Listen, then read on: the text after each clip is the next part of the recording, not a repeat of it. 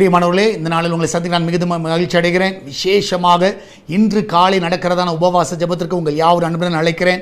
இன்று காலை சரியாக 10 மணிக்கு நம்முடைய ஆலயத்தில் ஃபாஸ்டிங் பிரேயர் இருக்கிறது. கலந்து கொள்ளக்கூடிய எல்லா பிள்ளைகள் உற்சாகமாக வந்து பங்கு பெறுங்கள்.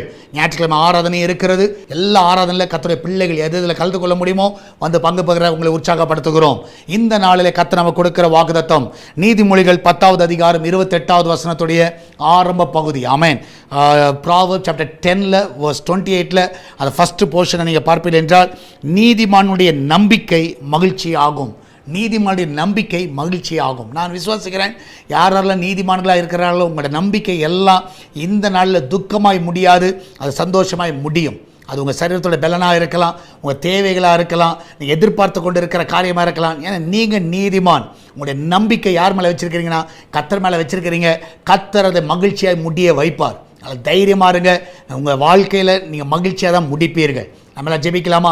நன்றி ஆண்டவரே, இதனால் ஆண்டவர் ஒவ்வொரு நீதிமான்களை உங்களுடைய கருத்தில் வைக்கிறேன்.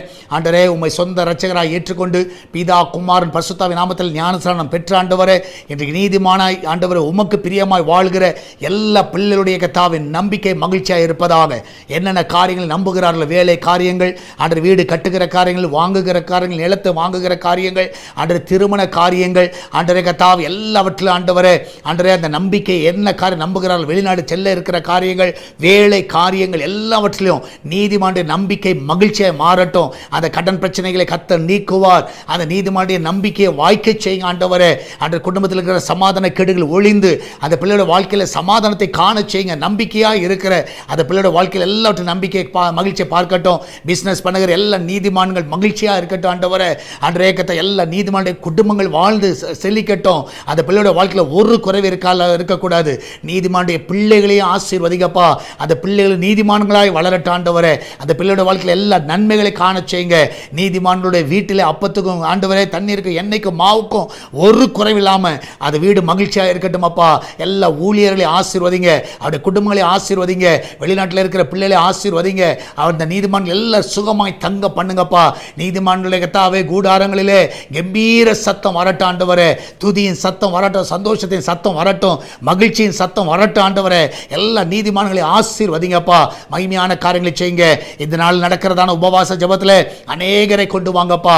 அநேகர் வந்து பங்கு பெறட்டும். ஞாயிற்றுக்கிழமை ஆராதனை சபை விசுவாசிகளையும் புதிய ஆத்துமாக்களை கொள்ளை பொருளாய் கொண்டு வாங்க. கூட்டம் கூட்டமாய் கொண்டு வாங்கப்பா. மகிமையான காரியங்களை செய்யுங்க.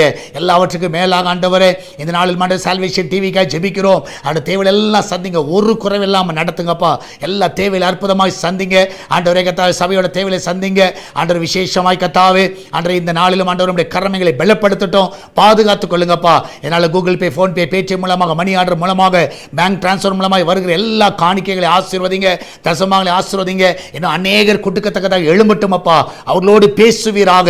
எல்லா குடும்பங்களில் இருக்கிற கவலைகள், துக்கங்கள்லாம் மறையட்டும் ஆண்டவரை. இந்த நாளிலே நீதிமான சுகங்களை ஆண்டவர் உம்முடைய கருத்தில் வைக்கிற எல்லா நீதிமான்களுக்கு நல்ல சுகத்தை கொடுங்க. எல்லா மரணத்துக்கு எதுவான வியாதிகள் மறைய செய்யுங்கப்பா ஆண்டவர். நீதிமான ஆண்டவரை பலனோடு இருக்க உதவி செய்யுங்க.